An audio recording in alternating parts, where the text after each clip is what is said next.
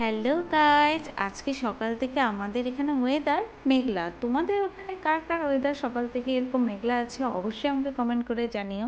আর আজকে স্যাটারডে, তাই আমাদের ভেজ ডে। এই ভেজ থালিতে আমি কি মেনু রেডি করেছি ছোট্ট করে একটা ভিডিও আমাদের শেয়ার করছি।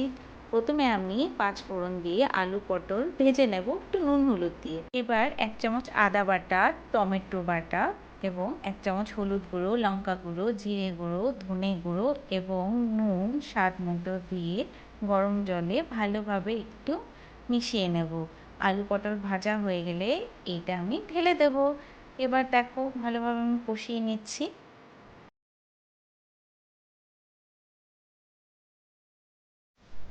আলু পটল সেদ্ধ হয়ে আসলে আমি এখানে 1 চামচ গরম মশলা গুঁড়ো অ্যাড করে দিচ্ছি। রেডি আমার আলু পটলের তরকারি। আজকে আমার ভেজ থালিতে এই খুবই সিম্পল একটা মেনু রয়েছে। তোমাদের যদি আমার ভিডিওগুলি ভালো লেগে থাকে অবশ্যই লাইক, কমেন্ট আর সাবস্ক্রাইব করে দিও।